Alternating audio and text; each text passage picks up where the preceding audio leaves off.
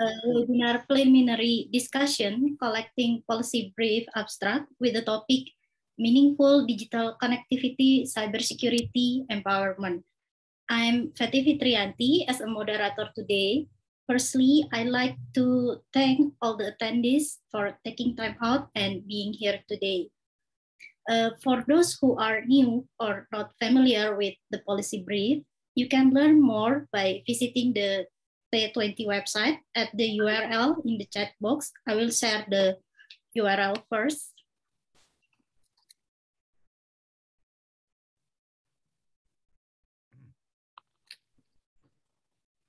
Okay, you can click the URL and learn more about T20. And for today's webinar, we will have 3 sessions. The first session is opening and introduction. The second session is the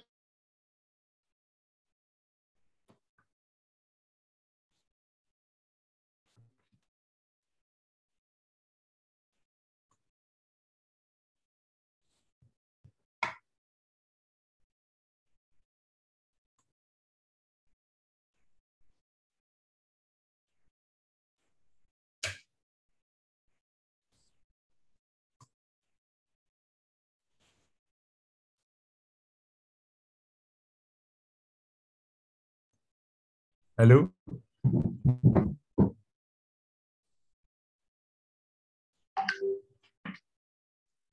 Sepertinya sinyal Mbak Feti sedang bermasalah, Pak.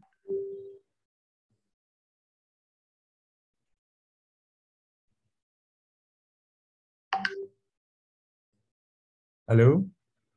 Any problem with the connection? I believe the signal of Mrs. Feti is have a problem, sir. Okay. Sorry, I have lost my connection. So let me continue the agenda. So let's get started with the first agenda in session 1, opening from our lead co-chair of TF2, Professor Suhono Harso Supangkat. So welcome and please share your screen, Professor Suhono. Thank you, Dr. Feti Fitrianti as a moderator, and good morning, everyone. First, distinguished General Secretary of Ministry of Information and Communication, my friend, Ms. Mira Tayyiba, and the speaker from Waseda University, Professor Lucio Obi, my teacher, my senior, and Professor Ken Borok from Berkeley University, Professor Hairul Anwar from Telkom University, Professor Alfred from German University, and also another speaker, and also the participant for this morning preliminary discussion. This event is a preliminary discussion for the first termination of the think tank 20, especially for Task Force 2 in G20.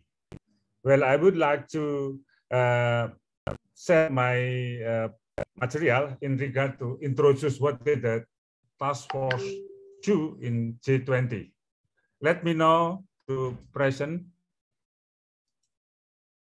my material. Okay. Just a moment.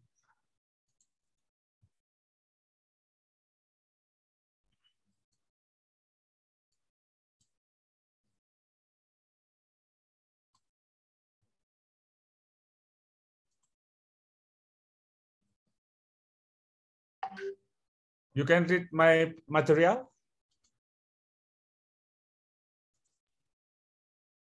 Yes. Okay.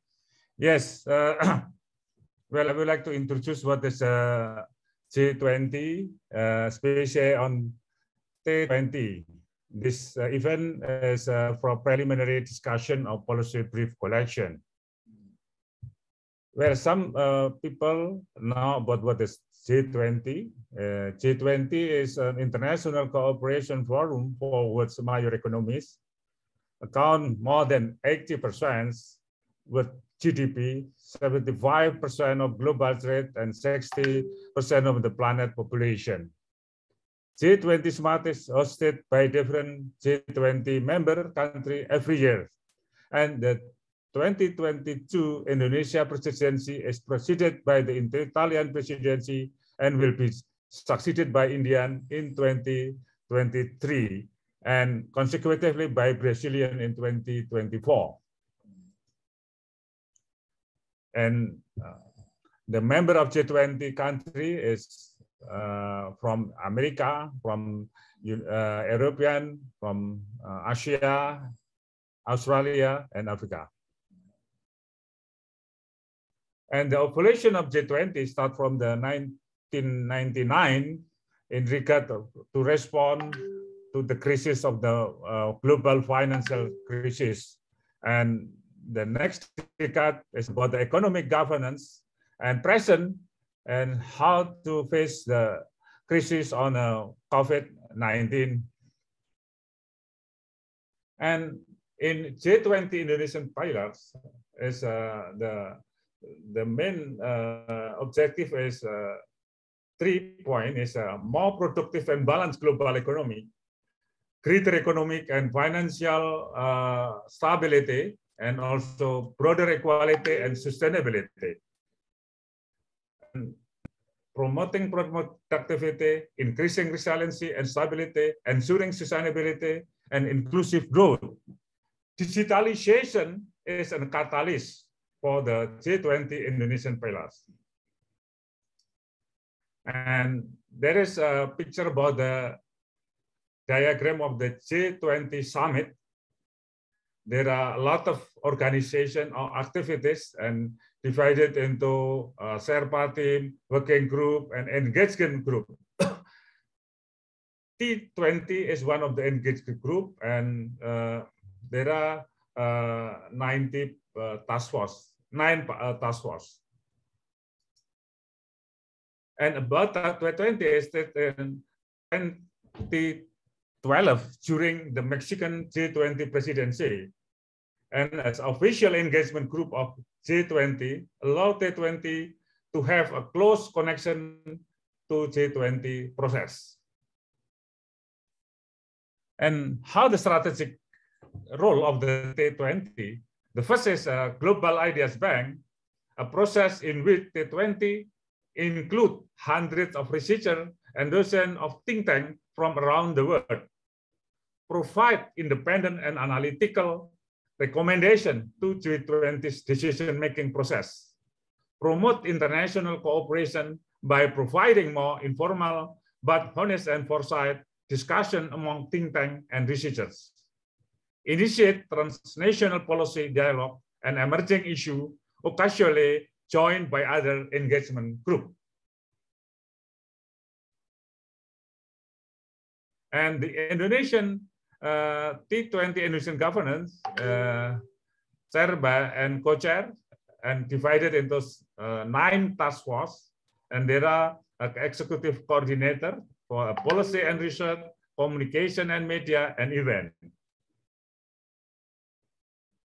The chair of T20 Indonesia is Professor Bambang Bojonegoro and Professor Jisman Simanjuta.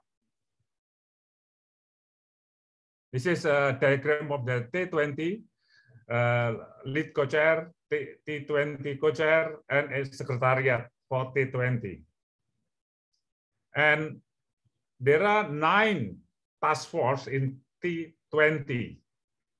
And we are in task force 2 with a special idea of policy brief in meaningful digital connectivity, cybersecurity, and empowerment. And the chair and lead co-chairs, first is myself, Suhono Harso Supangkat, as a director of Smart City and Community Innovation Center of ITB, and also as a lead co-chair.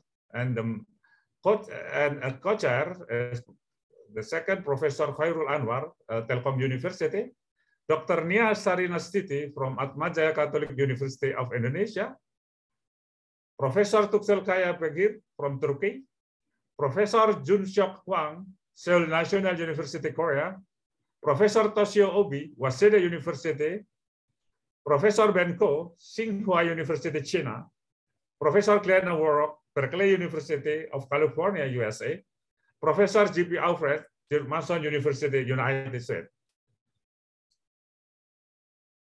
T20 activities and deliverable is a main event in a T20 Inception Conference in February, T20 Summit, Policy Brief, T20 Communique.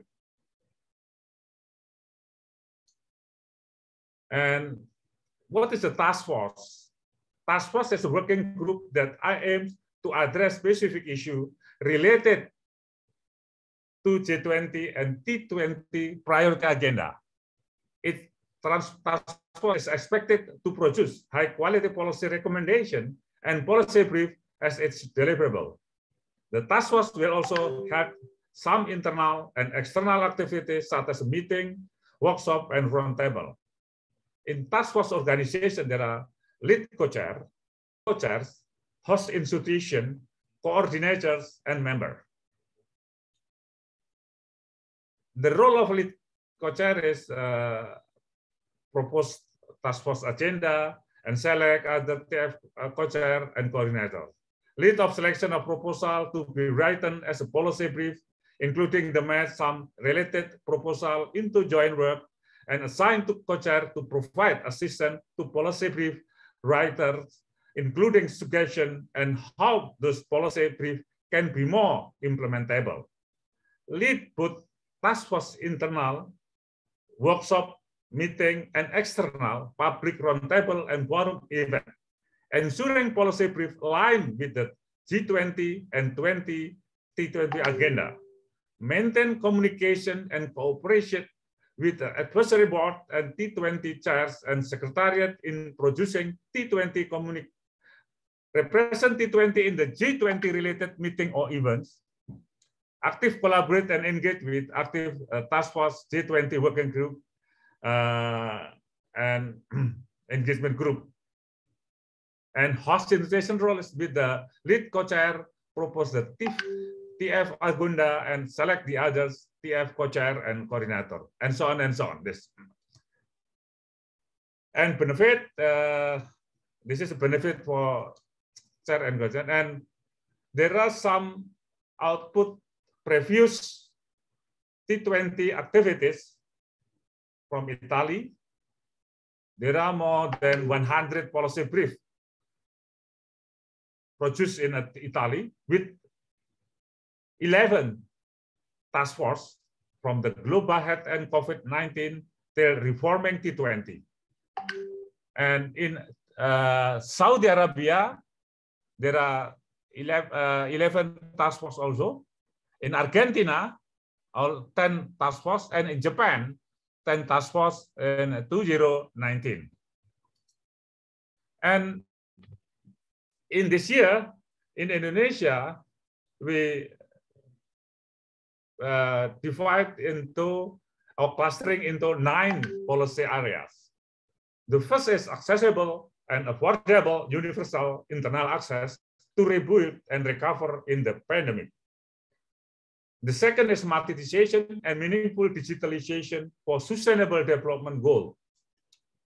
And the third is data government in data protection and cross-border data flow. The fourth is digital government, smart city and smart villages. And 5 is AI governance and ethics. The 6 is digital literacy and skill for closing digital gap and gender gap. Small medium enterprise, startup, digital payment, and technological adoption. In 8 is cybersecurity risk, threat, and data privacy. And the 9, impact and potential of digital development cooperation.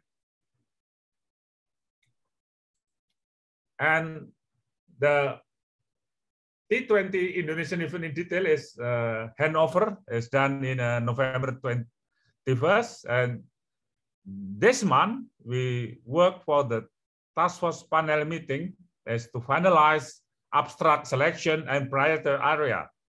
We have announced policy brief collection start from the last month in December, and we invite all of the prospective researcher or organizing institution to propose abstract to become considering in a task force or in a think tank 20. And we finalize abstract selection priorities area is an invitation only. But today, we try to open more warming to the researcher in the world and also institution in the world to contribute in the policy brief abstract.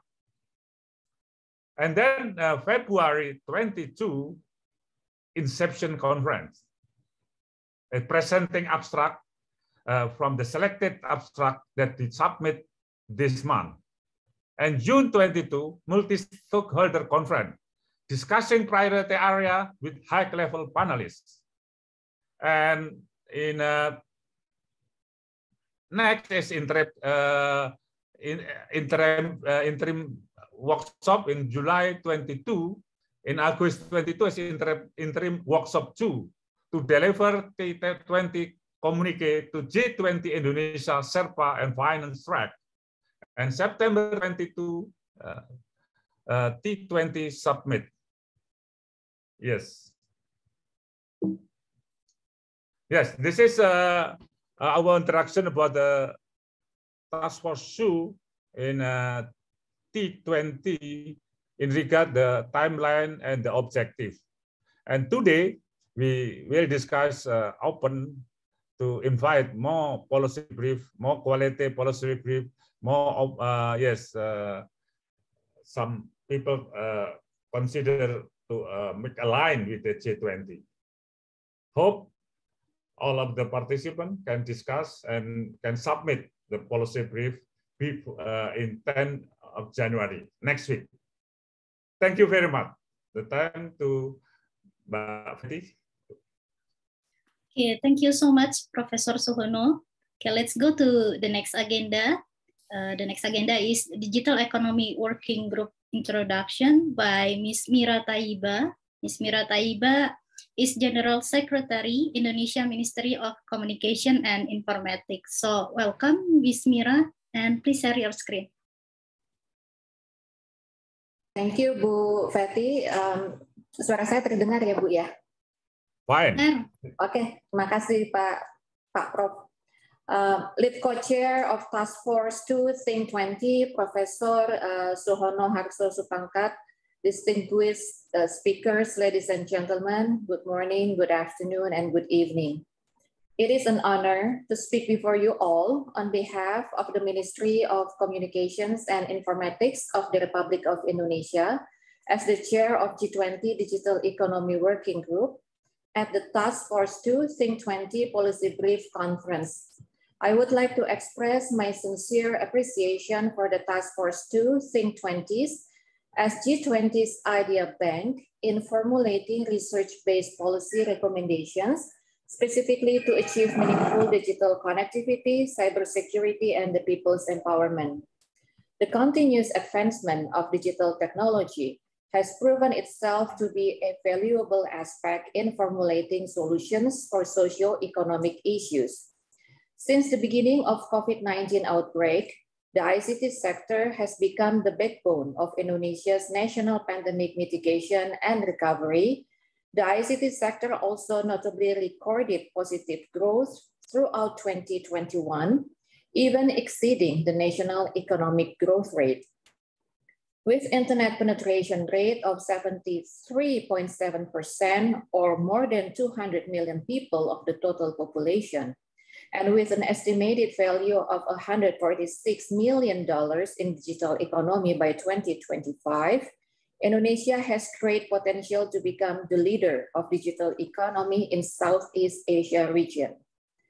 However, in parallel with its great potential, Indonesia is also facing the challenge of digital paradox, namely that the increased digital transformation may further exacerbate the digital divide among the people. Such scenario could manifest if not every citizen has access to digital infrastructure, internet service, or the digital skills and literacy to create socio-economic value in the digital landscape. In recognition of the challenges of digital paradox, Indonesia's G20 presidency will seek to pursue concrete collaboration between member countries to achieve equitable, sustainable digital transformation. On this occasion, I would like to share how the Digital Economy Working Group will act as the main coordinator on digital issues in the G20 forum, as tasked by Sherpa G20 Indonesia. Digital Economy Working Group, or DEWG, will engage with other G20 work streams for discussion and potential collaboration on cross-sectoral digital economy issues, including with T20 Task Force 2. Ladies and gentlemen, at the G20 presidency, Indonesia will focus to guide G20 in formulating concrete, applicable policies that serve the public's best interests through 3 priority areas, namely, the first, global health architecture, in which Indonesia actively supports the reconfiguration of global health architecture post-pandemic. Indonesia is also encouraging ASEAN, particularly Indonesia, to become vaccine production and development transfer hub. Second is energy transition, expanding and financing access to affordable clean energy technology in order to accelerate the transition to renewable energy. And the third is digital-based transformation, creating economic value through digital technology and encouraging the digitalization of new growth sectors. On the issue of digital-based transformation, Indonesia, through the Ministry of Communications and Informatics, will be the first G20 member to chair the Digital Economy Working Group, which was elevated from the status of task force during the Italy's G20 presidency. The elevation from task force to working group will provide an opportunity for Indonesia to lead discussions on global digital economy policies with strengthened commitment between G20 member states, backed by a stronger legitimate institutional support. Digital Economy Working Group, or DEWG, enables cross-industrial and cross-sectoral discussions on digital matters, which would certainly encourage the collaborative, coordinated efforts to formulate updated policies on digital technology use, including for public service.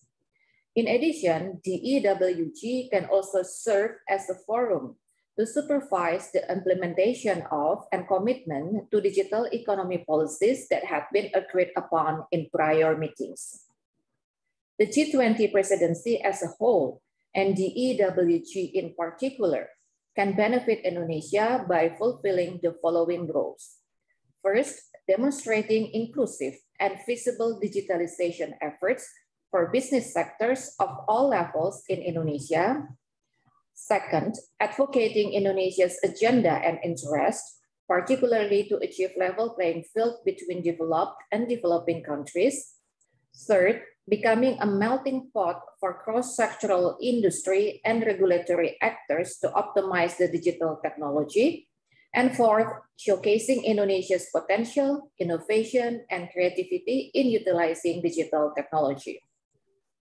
Under the work of the EWG, the Ministry of Communications and Informatics will highlight the unbalanced global competition in digital landscape, stemming from new and different challenges, such as uneven level of playing field due to unequal access, multifaceted interplay of novel and conventional business modes in the digital sphere, an imbalance of data utilization and capitalization owing to the lack of universal data governance. Underneath it all, the disparity in digital connectivity has served as the fundamental challenge. Having acknowledged those emerging challenges, the Ministry of Communications and Informatics, as the chair of G20 DEWG, raises three priority issues. First, post-COVID-19 recovery and connectivity. Second, digital skills and literacy. And the third, cross-border data flow and data free flow with trust. Recognizing the multidimensional nature of digital issues, we understand that our priority issues may intersect with other G20 working groups and engagement groups, including the Task Force 2 of Think 20. On post-COVID-19 recovery and connectivity, issues of accessible and affordable internet services are at the heart of the EWG's priorities. Development of robust infrastructure is indeed a precondition to an inclusive digital world where no one is left behind. During the pandemic, we have witnessed how the digital technology plays a significant role in the COVID-19 mitigation and national economic recovery, particularly in supporting micro businesses and startups that were hit the hardest by the pandemic. In this regard, we also view that increasing the participation of MSMEs and startups is fundamental for a stronger pandemic recovery. On digital skills and literacy, as Task Force 2 of Think 20 has raised, we are committed to discuss and pursue possible collaboration among G20 members in strengthening digital skills and literacy of the people. We aim to ensure that everyone can reap the benefits of digital era while evading the threat of cyber attacks. As one of the presidency's tangible deliverables, we are currently developing a toolkit for measuring digital skills and literacy so that all G20 members may have a common reference. On cross-border data flow and data free flow with trust, we are committed to continue discussions on pursuing common understanding on the issues to promote interoperability, to foster a productive, safe, and trusted digital environment. Ladies and gentlemen, the Ministry of Communications and Informatics understands that concerted and coherent efforts to streamline digital issues across G20 bodies and work streams are of urgency. On this occasion, we would like to reaffirm our support for the Task Force 2 of Think 20 in presenting ideas, providing insights, and creating policy recommendations in the digital technology sector. Digital Economy Working Group and the Task Force 2 share the common vision to provide accessible, affordable internet access, to increase digital literacy and skills, as well as to increase the participation of MSMEs and startups in the digital landscape, among others. We welcome further collaboration between Digital Economy Working Group and Think 20 to achieve these goals. Thank you. Okay. Thank you so much, Ms. Mira, for great introduction. Okay, let's continue to the next session. Our second session is the presentation from the co-chairs. The first presentation is Professor Glenn Awards. Professor Glenn is adjunct Professor Emeritus of Economics, Department of Economics, University of California, Berkeley. So welcome, and please share your screen, Professor Glenn.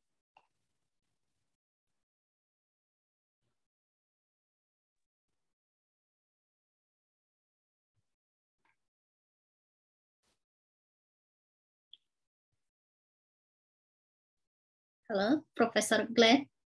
Can you hear my voice? Okay, I can now. I was not allowed to unmute. Very nice to be here. Good to meet you all for the first time. I regret that I was not able to make the previous meeting back in November. but I'm glad to be here, and I will now try to share my screen.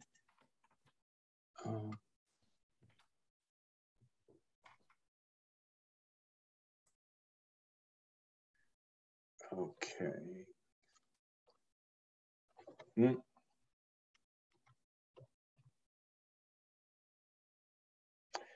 Okay, that didn't work.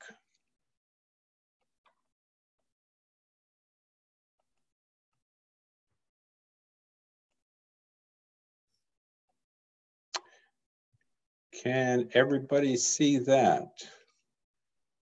Yes. Oh, Yeah. good. Now I just have to, there we go.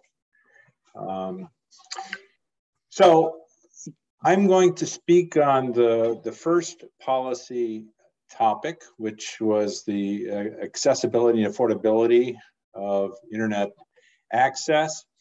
I'm going to speak from the perspective of the US, and with the understanding that it's going to provide lessons which would be helpful to the task force. Perhaps this story that will be told on the US side is not quantitatively the same, but I think qualitatively the same of what confronts Indonesia. So the general story is the same in the US as around the world in many respects, that the stay-at-home orders basically moved the entire population online. The only option for certain activities now were internet access, and that meant remote learning, work from home, telemedicine, e-commerce, and so forth. And as a result, the networks were stressed, but they held up. They bent, but weren't broken. I think that is true worldwide, certainly in the United States as well. There was a dramatic change in traffic. It was much more symmetric because of using applications like the one we're using now with the video calling. The peaks were shifting as people were doing more online and doing it from home. Speed slowed a bit, but not terribly. At least in the United States, there was an increase in subscriptions as people needed greater access. You can imagine families with several school-age children at home needing that. But the fact of the matter is that there is still a segment of the population that was unconnected. And that's what we refer to as the digital divide. Now that divide, or the consequences of that divide, are more severe, simply because those who are not connected don't have in-person alternatives for schooling and working and getting health care. And in many cases, we're going to see that connections were simply not up to the demands of the new realities. So quickly, what is the digital divide? I would say there's at least 3 different buckets that we can identify. Those that are unserved, no provider of broadband is available, period. And that generally is limited to fixed networks, as mobile wireless is often excluded. We can come back to that, but the story that at least is often told in the US is that you cannot turn in your homework if you're limited to working just on a smartphone. Now, the rest of the world has much greater penetration and earlier penetration of mobile wireless. And so we might want to return to the question of whether it should be excluded. So that's the unserved. The underserved, there is providers of the service, but they simply are not up to the technical standards. The FCC currently uses a speed benchmark of 20 megabytes per second down, 3 megabytes per second up. Slower than that would be considered inadequate service. That's being moved up to, in various areas, to 120, 100 over 20. But certainly below that benchmark is not considered broadband service. Other metrics that are sometimes used are latency, jitter, packet loss, but mainly the up and down speeds are the most important. The third bucket are those who have service available, but they don't purchase. This is a particularly nettlesome group. If we need to, I can expand on that a little bit more, and the challenges of getting them to cross the digital divide. How wide is the divide in the US? This is just meant to illustrate the fact that the answer to that question is it's not known, or it depends. The FCC estimates, or has estimated recently, as of the end of 2019, there are 14.5 million people that do not have available a fixed connection meeting that benchmark. Others have taken a close look at this and have come up with very different numbers, all the way to up to nearly 10 times as many people. Microsoft estimated 120, or more than a third of Americans do not use internet at that speed. It depends on how the data is collected. It depends on how the survey is written, and how the tests measure those speeds. So the question of the thresholds for benchmark is going to be with us throughout this enterprise.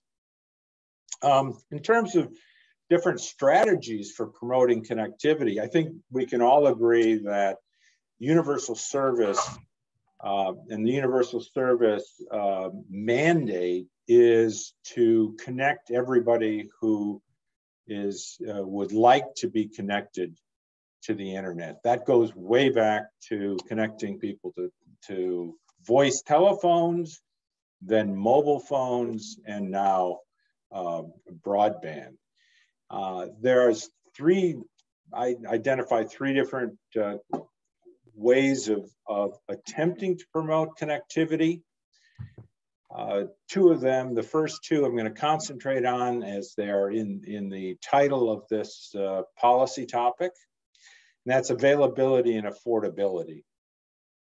So availability is really the one that Secretary General had pointed out, is that the interest in promoting network infrastructure, broadband infrastructure.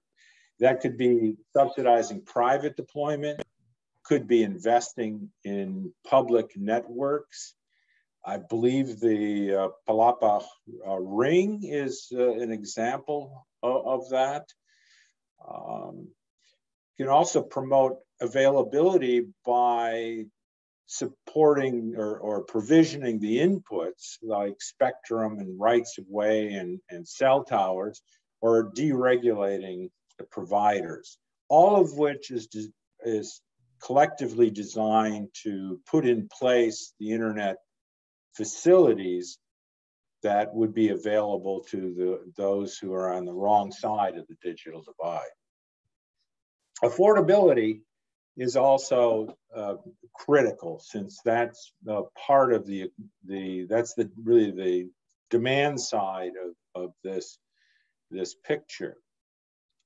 I would say that there is a trend in the US based on legislation and also FCC decision-making, which is showing over more recently and greater emphasis on affordability as the strategy to close the digital divide.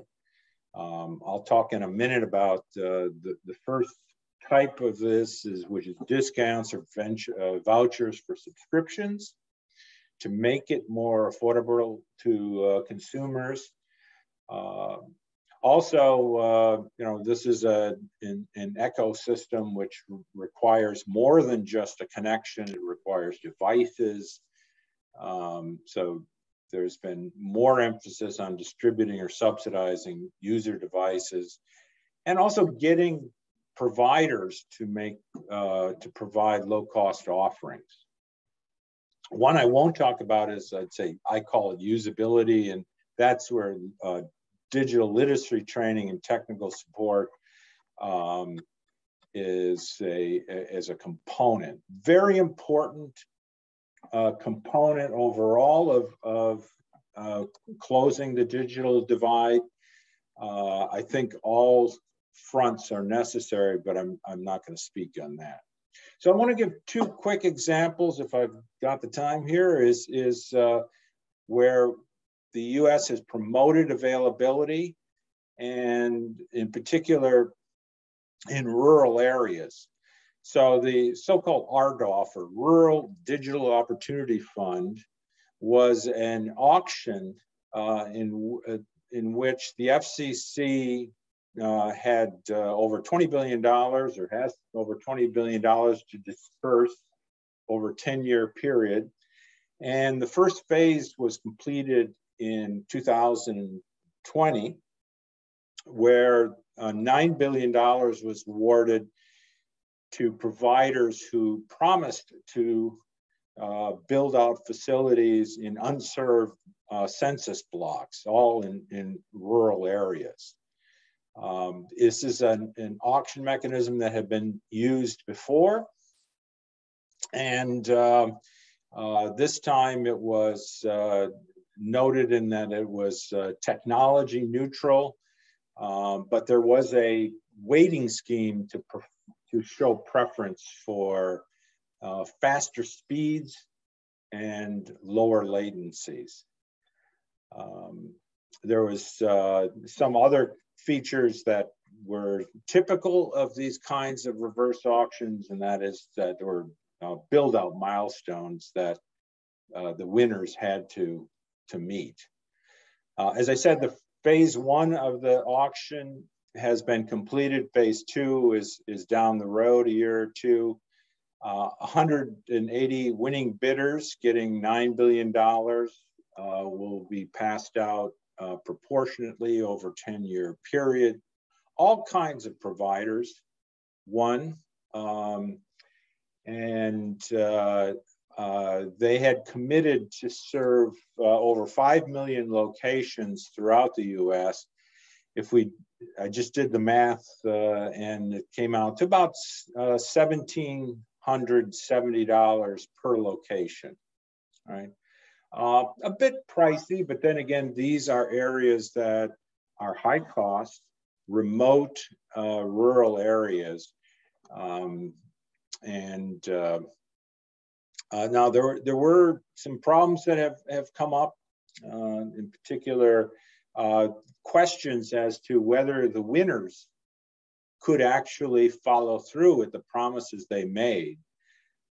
So are they technically up to the task of delivering the speeds that they had agreed to, given their technology? And nowhere is this more evident than in LEO satellites.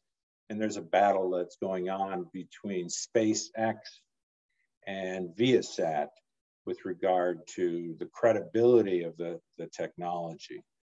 Some others are being challenged because they are considered too small to actually meet their obligations. So that was an example of a reverse auction for high cost areas that so far is, despite these post-auction problems, has been quite successful. Here's a quick picture of what areas were actually auctioned off. Green and red are both auctioned off. They're different speeds and latencies that have been agreed to or promised. And as you can see that it looks like quite a large area is being offered. Okay, the second example is an example of affordability. And this one goes back long into the history of the FCC back in the 1980s. Under Ronald Reagan, believe it or not, Lifeline was a program that offered a discount to consumers off of their voice telephone. In 2016, that was extended to broadband. Last year, under the pandemic legislation, the subsidy was increased from a mere $9.25 a month to $50, a big bump up. And we also see a big bump up in the number of participants. More recently, with the Infrastructure Act, the second program, Emergency Broadband Benefits, has been replaced, got a new name, Affordable Connectivity. The monthly was decreased to $30, and this basically today was the first day that the program was rolled out. And so too early to tell how popular it'll be, but they have an enormous amount of money to distribute. There were 4 different major bills. I won't go through them. I've highlighted the amount of money that was set aside that could be considered for broadband. It's literally a fire hose of funding, and quite a combination of different programs, different agencies, and different target audiences. In particular, the Infrastructure Act that was passed in November set aside $65 billion, much of which could be spent on infrastructure, broadband infrastructure. So what are the lessons that we can take away from this that might be useful to this task force? I'll go through these quickly and distribute my slides if anybody wanted to look at them. Measurement is a big issue, which I haven't hit upon. Standardize the definition of broadband, identify locations, measure the network services. There's a program underway right now at the FCC to improve the broadband maps, and also the so-called fabric, which includes all the structures and households that might or might not be served. These need to be gathered from a number of different sources and updated periodically to be effective. As I mentioned, there are a lot of broadband programs. You saw that in the 4 major pandemic bills. It's very easy that there's going to be overlaps where recipients could be drawing on multiple programs, multiple funds, but it's also an opportunity to capture some of the synergies. There's synergies that exist, subsidies that promote availability or infrastructure build out, but also affordability, and coordinating those can capture the synergies that exist. One that I don't want to miss is the just promotion. The outreach in terms of making these programs aware is very important. The lifeline that I had mentioned a few slides ago, only 20% of the eligible US households participate, only 20%. 33% in California, 1% in Wyoming. So these are programs which are out there and available, and people are not using them and possibly not being connected as a result. One possible problem could be the onboarding is complicated, and as is the renewal. Some of the latest programs like the Affordable Connectivity Fund has been trying to make it as easy as possible to get onto the system and get the benefits.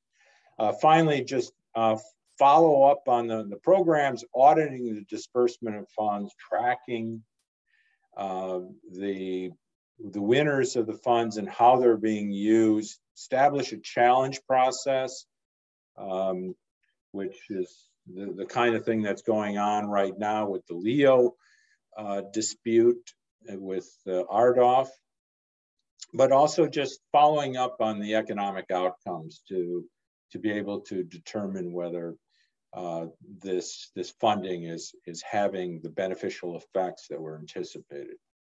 Thank you. Yeah, thank you so much, Professor Glenn. Okay, we'll continue to our next speaker, Professor G.P. Alfred from George Mason University, and also as a President International Academy of CIO. So welcome, Professor Alfred, and please share your screen. I'm sorry, you're still in mute, Professor Alfred. Thank you very much, and thank you, Professor Suhano.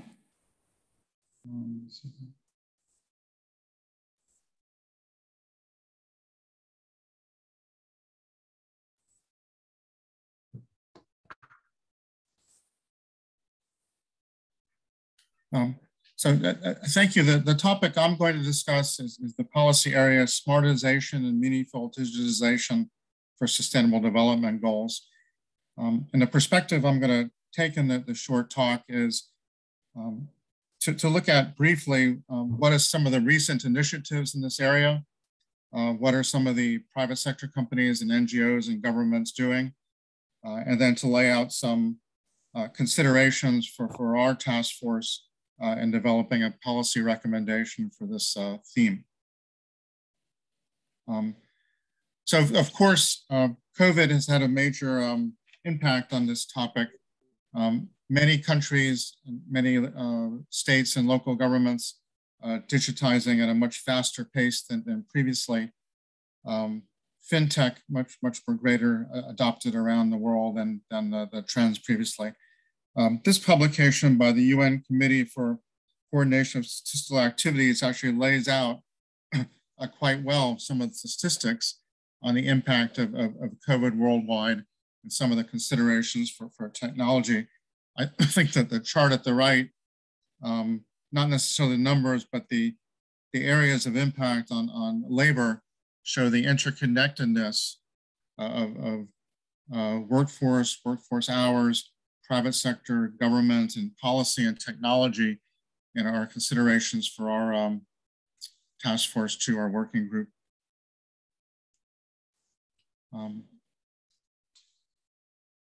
Our topic or theme relates to technology and the SDGs, and there's been much work over the years on looking at how each SDG could benefit from the application of technology. This has actually been developed down to the country level. So we're building upon a great deal of previous work and a great deal of, in many cases, success and in many cases not success. I think the chart, and as everyone considers, there's interactions between different government initiatives.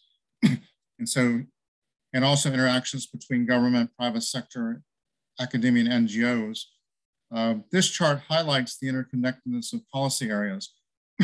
So most countries today have national development plans. Most also have SDG plans and SDG targets. And many also have science and technology innovation plans. It might not be called a science, technology, innovation plan. It might be called a national ITC strategy. Many countries have both national ICT strategy as well as national digital government strategies. And also over 50% now have national cybersecurity strategies. So recommendations in this area of smartization and digitalization for SDGs should build upon this intersection of different policy areas within a country, but also the intersection of private sector, academia, government, and NGOs. This is actually quite a good publication of roadmaps for each of the SDGs for science, technology, and innovation, and how science and technology and innovation can contribute to the achievement of SDGs, given that countries are starting out at different places for each SDG, but also starting out at different places in their technology journey. ITU also puts out, has also done some tremendous work in this theme. This is a chart from several years ago, part of their ICT for SDG initiative, showing these, it's quite small, the 17 SDGs and how technology can contribute in each one of them. Some are really kind of obvious and have become more visible with COVID, certainly on education and on healthcare, but others too, for example, on the environment with IoT and monitoring can really benefit smart grid. So again, part of our consideration is how to shape our recommendations to build upon all this really good work, and also to make recommendations that are attractive to different stakeholders and achievable. Lastly, this is quite recent. I think one aspect of our recommendation for most of our themes will be on international cooperation, international technology cooperation, certainly on standards and cross-border data flow, but also on capacity building in other areas. This just from this last year, most of the work done in 2019 and 2018 prior to COVID. But again, you can see the UN recommendations for international digital cooperation and some of the objectives that they laid out, both on the positive side, inclusive digital economy, society, and building institutional capacity, but also on the protection side, on human rights and human agency, and digital trust, security, and stability. One of the aspects for us is what's new since this work has been done, what's especially new this year with the COVID recovery, and what's also new this year with technology innovation. I think one is the great advances in artificial intelligence, some great successes, but also some great challenges. There's been several articles, including in Lancet, on how some of the artificial intelligence, or many of the artificial intelligence programs developed for COVID response haven't really been fit for purpose and haven't been trustworthy or repeatable. So I think this question of AI assurance is really a part of smartization and digitalization in application for the SDGs. So to wrap up then, some considerations for us in developing policy recommendations for this digitalization and smartization area. First, that the policy recommendations should be additive and build upon all these wonderful current initiatives. Secondly, cognizant of current post-pandemic circumstances, actionable so that the countries and regions find the recommendations attractive, but also are able to act on them and align with the interests and motivations of stakeholders, which would help make them have a higher likelihood of adoption and success. Multidisciplinary, I think would be good if the recommendations bridged leadership and governance, policy, as well as technology. And then it's coming together of different sectors, the government, private sector, and academia. So thank you again for inviting me to the task force, and look forward to working with everyone on this theme as well as the others.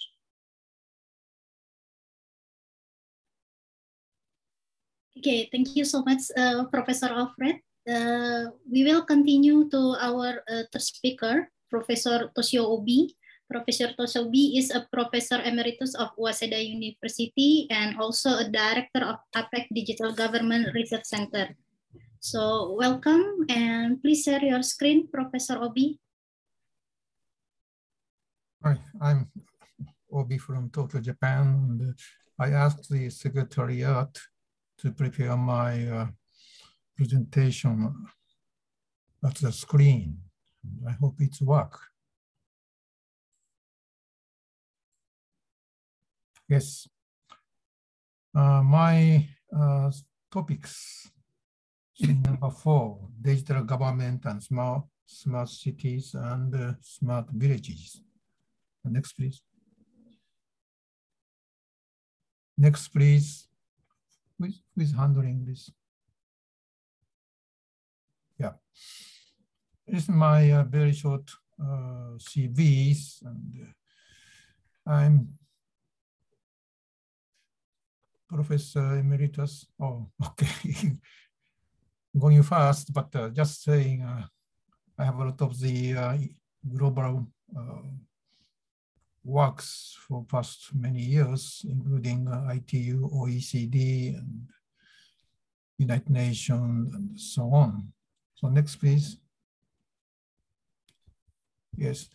So regarding smart city, because there are a little bit difference between the digital government and the smart cities. Digital government is usually only for public sectors, and the smart city is cover the public and private sectors too. So regarding smart cities, what we need as the issue is the harmonization between central and local government. Also a solution on new urban issues, especially mega cities like Jakarta and Tokyo, New York, and so on. Third, new agenda on infrastructure for citizen quality of life.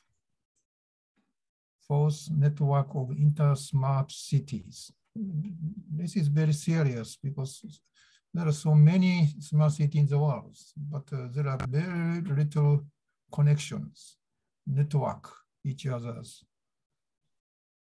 And the fifth, lessons from Japan, because I'm talking about issues from Tokyo. And strong global cooperations, not only smart city, but also digital government. Next, please. This is very short map of the smart digital cities, because everybody talking about smart cities, but in Japan, we changed to use the word smart digital city is our common topics. That's a little different from smart cities, because we put some priority on digital.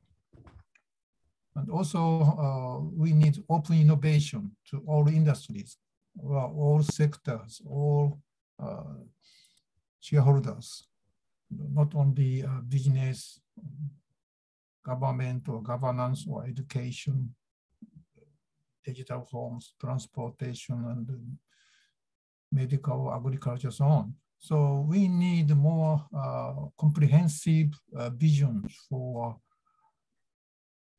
smart digital cities from now on. Next, please. In Japan, if you ask me which cities are smart cities, okay, from the north, Sapporo is the smart city for venture business. It's located in Hokkaido, northern part of Japan. And Sendai is the Tohoku areas, which suffered from the big tsunami 11 years ago.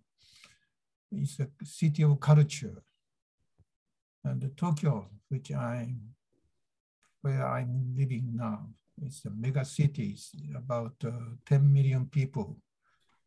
And if we call the metropolitan Tokyo, we have the 30 million people with the Yokohama so on.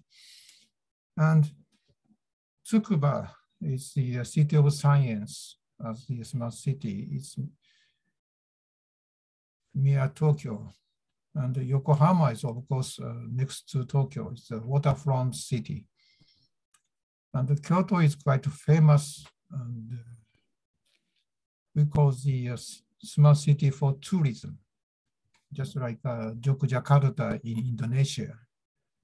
The Keihana is Osaka areas. And quite a number of the ICT companies or research center is located. Kita-Kyushu is the really southern part, we call the Kyushu Islands. They have a lot of the research center for climate change and environment. So there are very few comprehensive smart city or smart digital city in Japan. Most of the city has more concentrated in one or two sectors. But Tokyo is quite exceptional. We have everything there. Okay, next.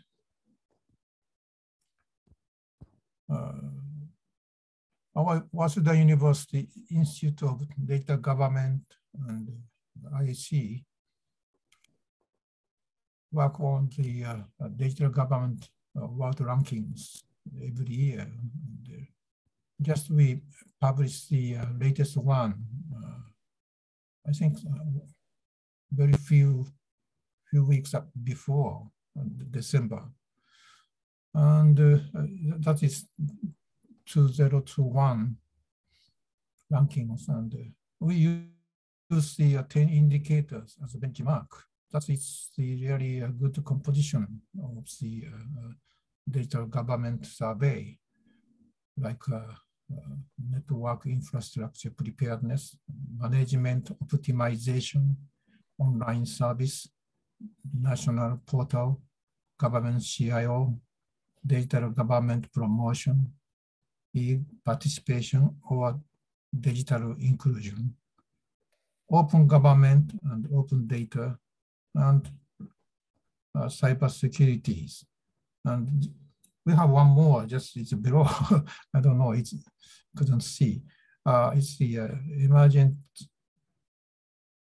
technologies. It's new technologies like AI or digital twins, of course, IoT, so on. So we put all 10 indicators together for making the overall rankings. So that's the very interesting for you if you want to see the inside of all the totals. Just visit our homepage URL, and you can find the more than 600 pages inside with the each country report. Next, please. And we are promoting also suggesting, recommending the new 5th generation digital government, different from previous ones. We put more digital transformation, DX, and some characteristics of the 5th generation digital government might be AI innovative government, IoT, big data, blockchain, digital twin for digital government, and 5G towards 6G, or 5G toward 5G beyond, mobile government, and digital government for SDGs, and citizen-centric, data-driven and emergency action for crisis and disasters. These must be as one package of the digital transformation for a new fifth general digital government. So we might talk this one until the October this year to find out the best new model of the next digital government. Next, please. A fusion of aging society and digital societies. Well, I'm not sure fusion is the best English word, but we sometimes use the conjunctions or whatever you call. It's really a mixture of the aging society and digital society. So my book is saying the convergence of two societies. Digital societies which you enjoy the so many devices, but the aging societies which we are now facing very seriously is something beyond the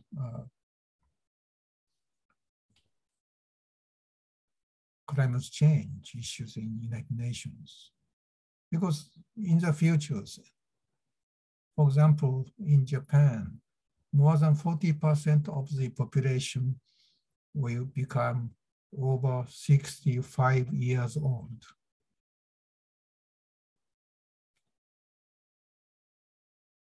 And how digital innovations can support them, the new aging society, is a really issue. Not only developed countries, but also developing countries, China or India too. So just saying the first convergence, fusion, and join in the history of one of the aging society and the digital society created simultaneously is the utmost priority. We have never experienced such a coincidence. Aging issue and digital issue at the same time in our planet. Second one is city creation in manner that is gentle to elderly people is called digital silver city. So we are talking about smart cities or digital government. But I was the chairman of the OECD digital silver economies, which most of the developed countries, including the United States and Japan, is facing the elderly peoples living in the global societies. And last one is the rise of the urban and social problems jointly by conceptualizing innovative solutions. So if we miss this important priority, within 20, 30, 40 years, this Earth will face another disasters after climate change. Because more than 40% of the population is 65 years old. If we count the 60 years old, more than 50% of the population in this planet is older people. That we have to do something for health, employment, and incomes, education, so on. Next, please. So almost end. Policy brief agendas. I put for one is establishing global standard for smart digital city. We have some discussions at the ITU, which I have been the special envoy of the Secretary General of ITU for 1 decade. Smart city. But we need a new global standard for smart digital city. That's one agenda, I hope. Second one is the, just I talked, innovating the new 5th digital government. How we can use the AI or digital twins or big data for fostering digital government or digital autonomies. Third one is creating smart city and digital government for all. This is the so-called the digital inclusions. Or somebody say, we should not create any digital poor. There are some income gap between the digital and non-digital people. So we have to talk about it. Last one is solving technology gap on AI, IoT, big data, blockchain, and digital twin. This is the another side of the digital poor or digital rich. How we can ask the digital workforce to use these devices or applications more easily. That means we need more priorities on human resource development, on digital workforce. That's all. Thank you very much. Yeah, thank you very much, Professor Obi. Our last but not least speaker is Professor Khairul Anwar. Professor Khairul Anwar is Director of the University Center of Excellence for Advanced Intelligent Communication, Telkom University. So welcome, Professor Khairul. Please share your screen. Thank you very much, Ms. Fetty, and good day to everyone. Please, I will share my screen. I do hope that everything is fine. Okay. Can you see my screen now? Yes.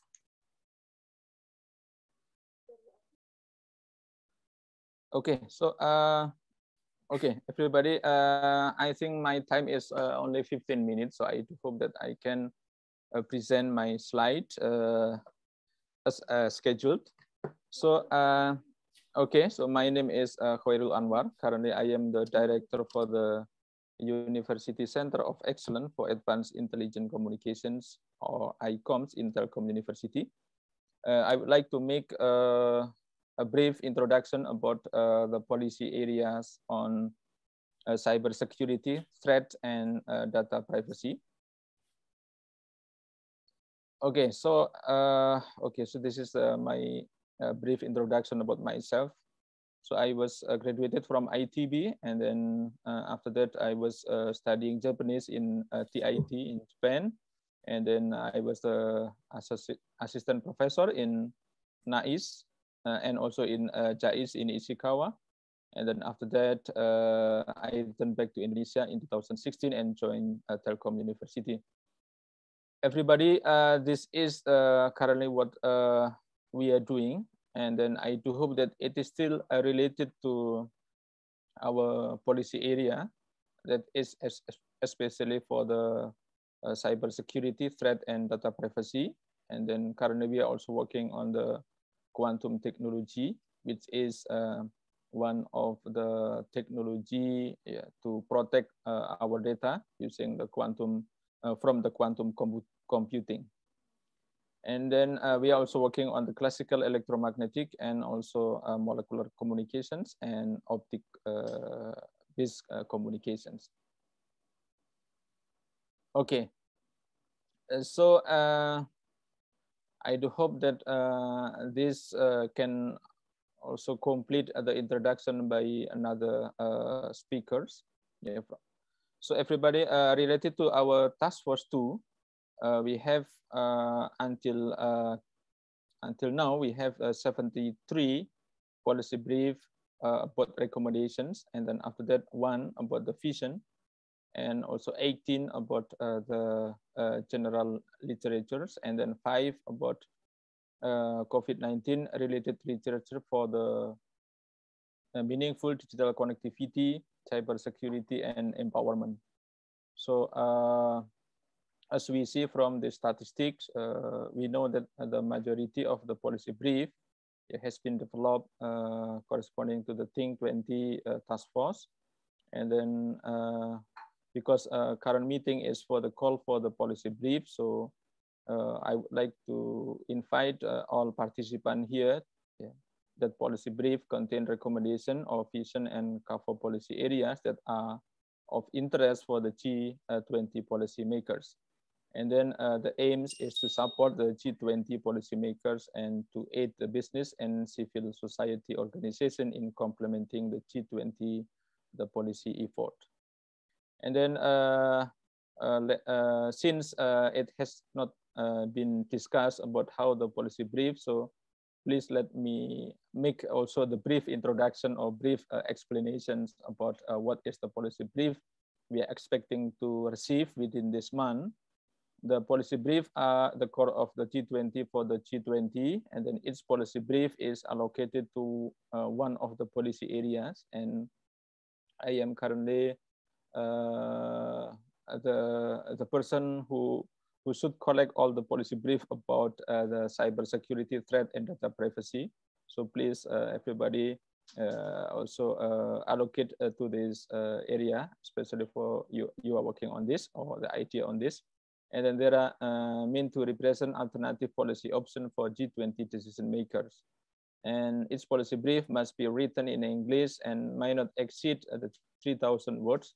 If you calculate from our call for proposal, I think this is around 1,000 words maybe. So maximum maybe 3,000 words.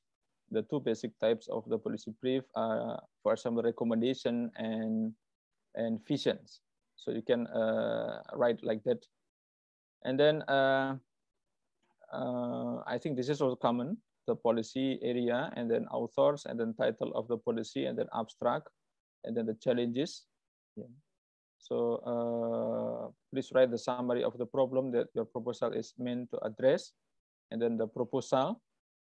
So the summary of your policy proposal, given the current problem.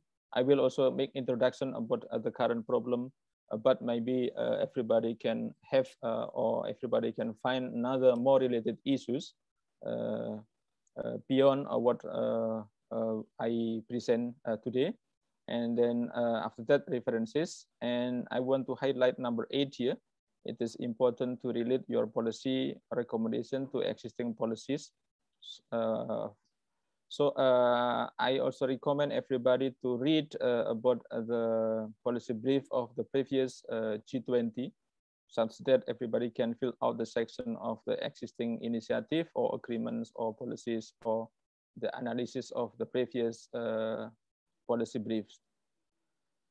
Okay, so I do hope that that can give you descriptions about what you should write and what you should submit in this month to us. And then let's go a little bit in detail about our policy area on the cybersecurity threat and the data privacy. So first, we understand about the risk. So the risk is a probability, or threat of the damage, injury, liability, loss, or any other negative occurrence. So this is just a probability, everybody. But currently, we are concerning on the security, data privacy, and threat. So the security is state of being free from danger. So this is what we should concern about what kind of policy such that we are free from danger or threat or feeling safe. And then privacy is state in which one is not observed or disturbed by other people or free from public attention. So this is about the data privacy. And then after that, about the threat is indication of an approaching or menace, yeah, and the negative event. So yeah, so at least the three keywords is something that we should be involved in our policy brief about these policy areas. And then after that, let's also make a very brief introduction about currently what is happening in Indonesia. This is the warning by the Indonesian cybersecurity institution in Indonesia. This is the warning for all Indonesians about the increase of the cyber attack on Indonesian ministries, military, and academic institutions. So this is indicating that this issue is really important. And then our government also released the 7-step recommendations, yeah, to protect or to minimize the possible damage by the increase of the cyber attack. So maybe everybody can also refer to some of the current problem we are facing on. And then another possibility is to understand the growth of the cyber world from 1970. We have this application, FTP, email, telnet, gopher, and then web and cloud. And then we don't know what will we have in the future. Okay, so after that, let's continue about another technique that we can distinguish between machine and human. For example, we can use this captcha. For example, if everybody who are having idea, or maybe we have better technique to protect our data, to protect our people from the attack, yeah, maybe everybody can also make another proposal, yeah, for making better than such kind of technique currently. And then after that, maybe everybody also can include why security is important, for example, for the financial aspect. So this is the table about the currency from the old era until the 21st century. We have the cryptocurrency here. And this history indicates that cybersecurity is more important than ever in the digital age. Yeah, so maybe everybody can also highlight or improve or make another good vision for making better security for our digital era currently. And then this is also our some vision about why, and this is also opportunity to, this is also opportunity to us that current technology can, for example, the source algorithm or Grover algorithm in quantum can break the cryptography very easily. Yeah, let's say that the source algorithm can break the cryptography with the length of n 1024 within 0.01 second, while the another algorithm need more than 1,000 years, yeah, to break that one. So it's mean that this is also a threat and also the opportunity that we should we should include in the policy brief. And then why the cybersecurity is also important, because we are living both in cyberspace and also in the real world, where in the real world we have the government layer here, we have organization layer, we have people layer here, we have also the devices here, and all of them are connected. So discussing or about this is really very important in the future. And then this is a chance. We are currently in 2021. 6G, 6G will be released in 2030, but the research will be ended in maybe in 2024, and 2025, such that in 2026 we can have the standard for the 6G.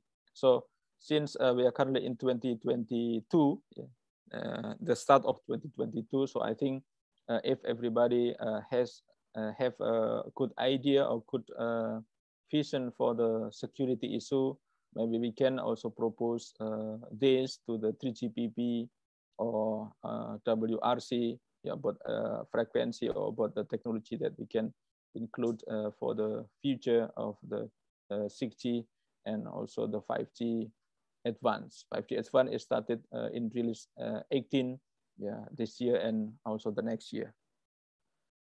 And then about the cybersecurity issue. So, sorry, Ms. Fetty, how Yes. many? I said I still have how long? 5 minutes? Or 10:30 maybe. 10 minutes or 10:30? Okay, 1 minute. 1 minute. 1 2 minute. minutes again. Yeah, 2 minutes. 2 minutes. Okay. Okay, so everybody, because time is limited, so I just want to give some examples of the previous G20 policy brief. So, for example, this is the policy brief about the cybersecurity. So, the policy brief in this example is talking about the COVID-19 and many possibilities that may danger our cyber world. So, for example, the fake news or mis or disinformation, and some proposals. Proposal, for example, the G2 multilateral framework for the cybersecurity regulation and protocol, G2 cyber latency, literacy definition and sponsorship for educational material, and also a G20 index, to measure the collective progress for the safer cyber world. So this is some example about the cybersecurity issue on the policy area of the cybersecurity threat and data privacy. And then this is about the threat. So everybody can also put the sum of your idea in the picture like this, and then make a good descriptions to solve. For example, in this case is to solve the problem of the financial technology and the threat issues inside of the financial technologies. And then this is the last, I think, about the data privacy. So in the future, we have the multidimensional data services. So I do hope that we also have the idea from now on, such that we can collect or we can construct how to protect the privacy for the data from the people. But we can keep safe. For example, by promoting the data interoperability on the global level, support data flow through encryption, for example, and establishing global data government rules and norms, and strengthen the law enforcement and cooperations. So this is some example from the G20 of the 2020 in the previous years. And then this is the last slide. So I recommend that everybody who are attending this meeting now can read, for example, this is G20insight.org. Please open G20-insight.org, where all policies areas are classified, and you can click. For example, our task force 2 is here, meaningful digital connectivity, cybersecurity, and empowerment. And then everybody, after click this, everybody can see many example of the previous policy brief. So I do hope that it helps, and we are expecting that we have the many submitted policy brief and also good solution to our world. Thank you very much, and good morning. Wassalamualaikum warahmatullahi wabarakatuh. Waalaikumsalam warahmatullahi wabarakatuh. Thank you so much, Professor Khairul. Unfortunately, our chat box is still empty, so I'll invite the audience to discuss directly with the speakers. We still have complete speaker now, so you can ask question. Please raise your hand icon, and I call your name and open your mic and video and speak your question. Okay. Please. I also see another task force here. We have Pak Dandi Rafitrandi from Task Force 1. Hello, good morning, Pak Dandi.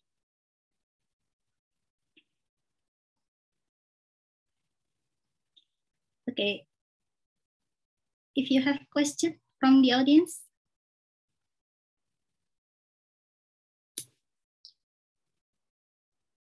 Okay, maybe I would like to ask question for Professor Alfred. In your presentation, you use the word smartization.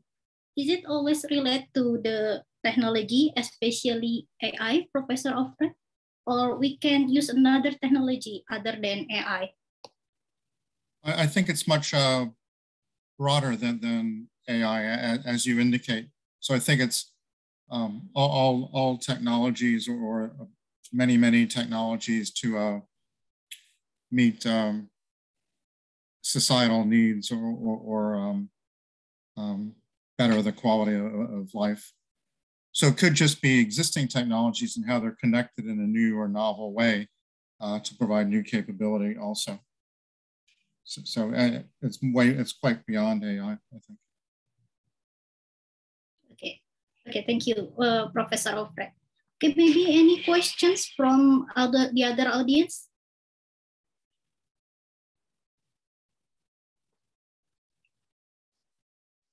Yeah, you can type your question in the chat box too.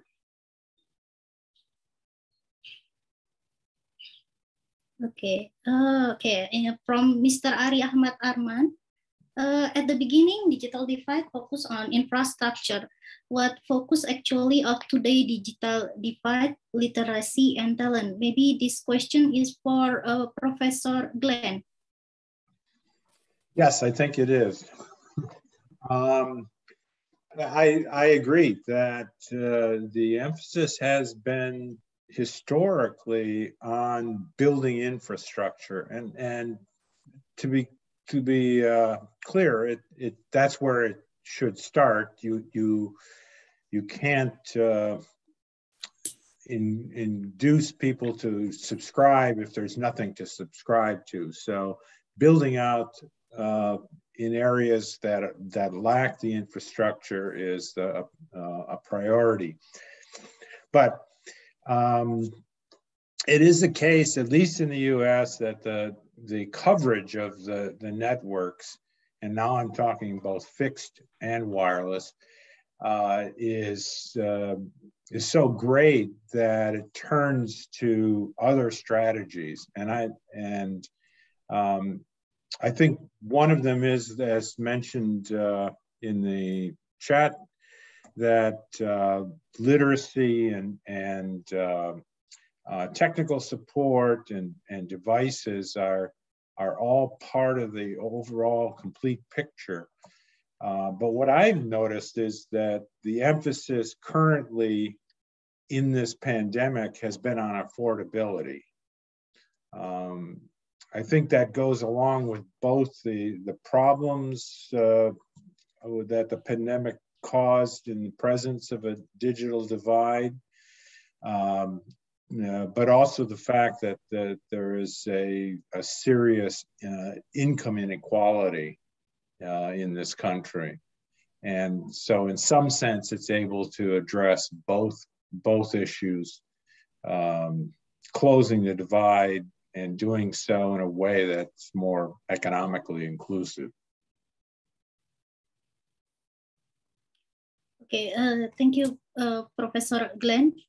And the last question, I would like, maybe any question from the audience before I ask the speaker? Okay, this is from Tommy Tamtomo. What measure concerning confidence building measures or CBM on the intrusion of electronic warfare by China to disturb the economic activities in South China Sea?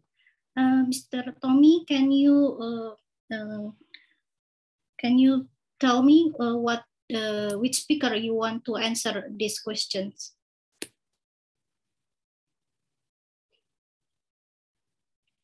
Prof. GP? Prof. Givi, this is question for you. What measure concerning confidence building measures or CBM on the intrusion of electronic warfare by China to disturb the economic activities in South China Sea? But the only comment I have is the international trade and international communications are important to the well-being of all countries.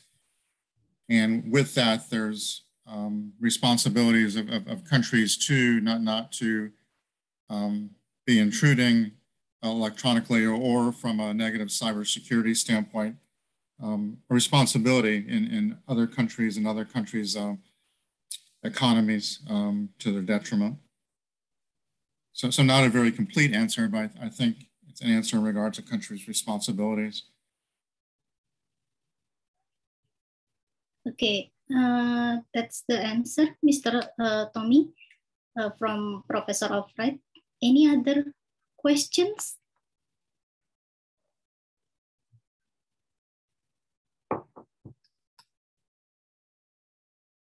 Any other questions from the audience? Okay, the last question I would like to ask Professor Obi.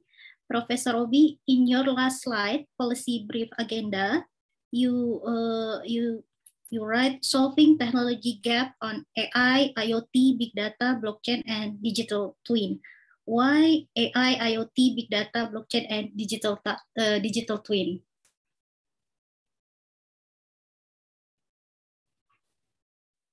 Professor Obi, you're still in mute.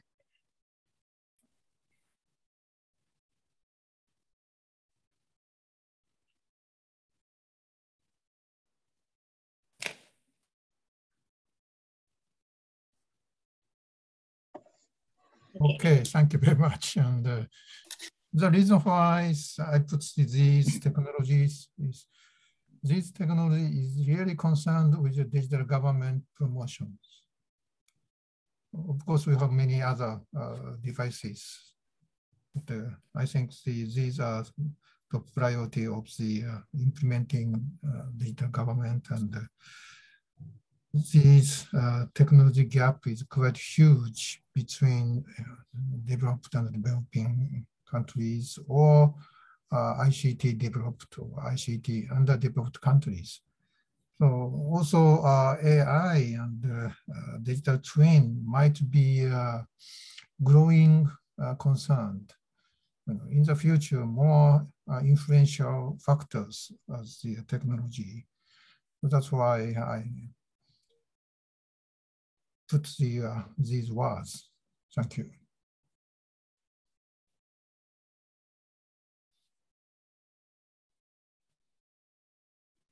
Okay, thank you, Professor Obi. We still have two questions here, so I think we will answer the question first. First is digital ethics is important issue. For example, today, practically there is no working hour. Is it something that needed to govern? Mr. Ari Ahmad Arman, which speaker you want to answer the question?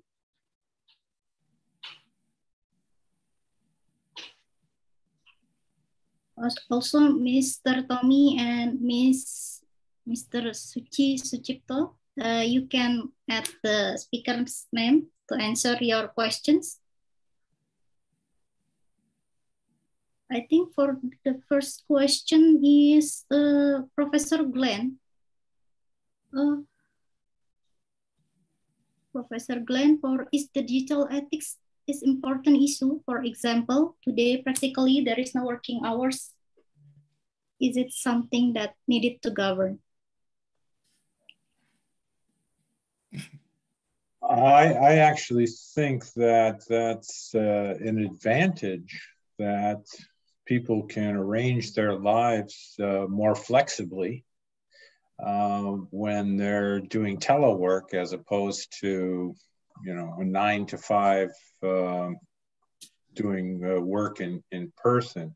So I don't see it as an ethics issue, but I would, being an economist, I would imagine that companies would compete for workers, employees, by offering them, you know, the kind of work-life balance that is most appealing. And if, you know, working while if the kids have gone, after the kids have gone to bed might be the best solution for some people. So that's my thoughts. Okay, thank you, Professor Glenn. Maybe the second question is related to you. Also, the measure of chip shortage, what kind of policies formulation the world has to endure? Oh, did you direct that to me? Yes. The second question, the measures of chip shortage, what kind of policies formulation the world has to endure? Well, again, maybe I'm leaning too much on the market, but I think it's a little bit too early to describe this as a, you know, a durable crisis, but something that will be worked out in time. I don't have any particular expertise on the supply chain for semiconductors, but it does seem like the entire world economy has been slammed by the pandemic, and different parts of it will take different amount of time to recover. So I'm still hopeful that there won't be a permanent shortage. Okay, thank you, Professor Glenn. I also want to ask the same question to Prof. Hoirul and Prof. Obi about the measures of chip shortage, what kind of policy formulation the world has to endure. I give the first to Professor Obi to answer. Thank you very much, and it's quite an interesting question, but difficult to answer for me. But really, issue is come out between the US and China for solving many technology issues. And, I think G20 should talk about this kind of the shortage of the so-called the key technologies. And, I think I should not tell right now in detail, and think about it, and maybe I can answer later. But one of the real solutions is how to work on the international so-called the